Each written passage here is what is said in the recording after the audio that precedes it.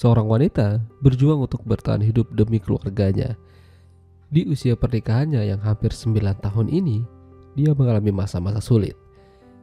Hingga suatu hari, mereka menemukan seorang kakek amnesia yang sepertinya kebingungan. Ya, film dengan judul Facing Windows yang dirilis pada tahun 2003 yang lalu ini akan menceritakan kisahnya. Pasangan suami istri ini bernama Giovanna dan Filippo. Mereka sudah menikah selama 9 tahun lamanya dan menghadapi masa-masa sulit. Salah satunya adalah masalah ekonomi. Giovanna bekerja di sebuah pabrik penggilingan ayam, sementara Filippo sering gonta-ganti pekerjaan karena dipecat. Hingga suatu ketika, Filippo menemukan seorang kakek-kakek yang kehilangan ingatannya sambil menyodorkan uang. Filippo tidak tega jika harus meninggalkan kakek yang bernama Simon itu sendirian. Namun Giovanna cuek dan meninggalkan mereka. Tapi Simon malah mengikuti mereka. Dan alhasil mereka nggak tega dan mau memberikan tumpangan yang nantinya akan mengantarkan Simon ke kantor polisi. Sementara Giovanna pulang dan menyiapkan makanan untuk anak-anak, di sela-sela itu Giovanna melihat dari jendela tetangga sebelah. Ya, seorang pria bernama Lorenzo. Giovanna udah lama mengawasinya dan mungkin ada rasa ingin tahu lebih banyak tentangnya. Malam harinya, Filippo kembali pulang, namun bersama Simon. Di sini, Giovanna terlihat kesal dan marah. Udah hidup mereka lagi gak stabil, Filippo malah membawa orang asing ke rumah. Filippo bilang kalau dia udah dari kantor polisi, tapi karena antriannya panjang, jadinya dia pulang dan gak tahan. Dan akan membawanya esok hari lagi. Ya, pada akhirnya Giovanna kalah dan membiarkan Simon berada di rumahnya untuk malam ini aja. Malam hari ketika mereka udah pada tidur semua, Simon masuk ke kamar Giovanna dan melihat mereka. Kira-kira apa yang ada di pikirannya? Esok harinya, masalah kembali muncul.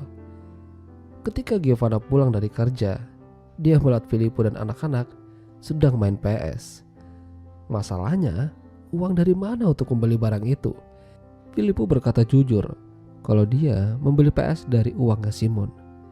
Dia memberikan padanya. Ya, tentu aja Giovanna makin kesal. Selain bekerja, Giovanna juga membuat dan menjual kuenya di salah satu bar tempat temannya bekerja. Di sini, Simon memperhatikan cara Giovanna membuat kue tersebut. Simon memberikan saran dan arahan, lalu bahan-bahan apa aja yang dibutuhkan jika ingin membuat kue yang enak. Dari sini, Giovanna agak terkejut. Dari mana Simon bisa tahu banyak hal tentang membuat kue? Ya, Simon bilang kalau dulunya dia pernah membuat kue dan belajar dengan teman yang ahli. Malamnya, Giovanna menjual kue itu ke bar sambil mengajak Simon. Di sana dia ketemu Lorenzo. Ya, disinilah mereka berkenalan satu sama lain. Ngobrol-ngobrol sampai lupa kalau Simon tuh berada di luar. Simon sempat menghilang, tapi pada akhirnya mereka menemukannya di salah satu taman. Mereka akhirnya membawa Simon untuk pulang. Namun sebelum itu, mereka mengajak Simon untuk nongkrong di salah satu kafe dekat apartemen. Tapi tiba-tiba, Simon seperti melihat seseorang yang ia kenal. Hingga akhirnya, dia berhenti di depan pintu toko. Apa yang terjadi padanya? Melihat kondisi Simon seperti itu, Giovanna jadi iba. Dia berubah menjadi lebih perhatian padanya. Giovanna yakin kalau Simon ini memiliki masa lalu yang kelam. Mereka ngobrol malam itu, membicarakan masalah keluarga. Ya, pada intinya, Simon meminta Giovanna untuk bertahan pada keluarganya.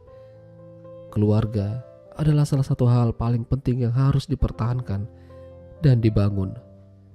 Meskipun jalan yang ia lalui berat, cobalah untuk bertahan. Hidup akan menemukan jalan keluarnya sendiri. Esok harinya Giovanna makin dekat sama Lorenzo. Mereka pergi ke toko tempat di mana Simon tumbang semalam.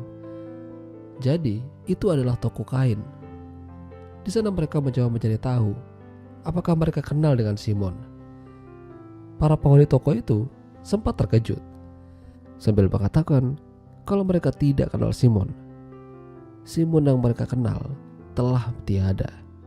Apa maksudnya? Apa jangan-jangan Simon pernah menjadi bagian dari mereka dan dibuang? Setelah itu, hal mengejutkan kembali terungkap. Lorenzo punya kenalan polisi dan katanya mereka tidak pernah menerima laporan tentang kakek-kakek yang hilang. Yang artinya, Filippo tidak pernah membawa Simon ke kantor polisi. Dia malah memanfaatkan uangnya aja. Perdebatan terjadi di antara mereka. Dan yang menjadikan lagi, Simon menghilang. Giovanna menemukan sebuah kertas dengan tulisan romantis di dalamnya, beserta sebuah alamat. Giovanna ke sana dan menemukan Simon dengan tampilan yang berbeda, lebih sehat dan lebih berwibawa. Siapa sebenarnya Simon ini? Ya, jadi kakek itu nama aslinya adalah Davide. Simon adalah sahabatnya dulu. Mereka dulu pernah membuat kue bersama-sama saat pemerintahan Nazi sekitar 1946. Makanya dia tahu banyak tentang kue. Bahkan Giovanna juga diajari cara membuat kue yang benar dan enak. Giovanna dan Lorenzo makin hari makin dekat. Jadi malam itu mereka ketemuan di apartemen Lorenzo dan ya, melakukan permantapan. Sungguh membagongkan. Tapi mereka tidak lama karena Giovanna ingat dengan perkataan Simon atau Davide. Rumah tangga harus dijaga. Kalaupun ada masalah, cobalah untuk bertahan. Karena yakin kalau badai pasti akan berlalu. Sambil melihat ke seberang jendela, Giovanna melihat Filippo bersama anak-anak. Giovanna kembali ke rumah dan esok harinya dia berbicara pada Filippo dari hati ke hati. Meskipun Filippo kesulitan menemukan pekerjaan, dia akan terus berusaha demi anak istrinya. Mendengar itu Giovanna jadi sedih. Apa yang ia lakukan? Dia sudah mengkhianati cinta sejatinya. Ya, memang pesanan Lorenzo lebih mantap dibanding Filippo. Dan kala itu, Lorenzo juga memutuskan pindah apartemen. Giovanna tidak sempat mengucapkan selamat tinggal atau berbicara padanya. Mungkin ini sudah menjadi jalannya. Namun yang pasti, dia akan terus bersama keluarga kecilnya. Bertahan dan berjuang demi masa depan yang lebih baik. Itulah tadi alur cerita film Facing Windows.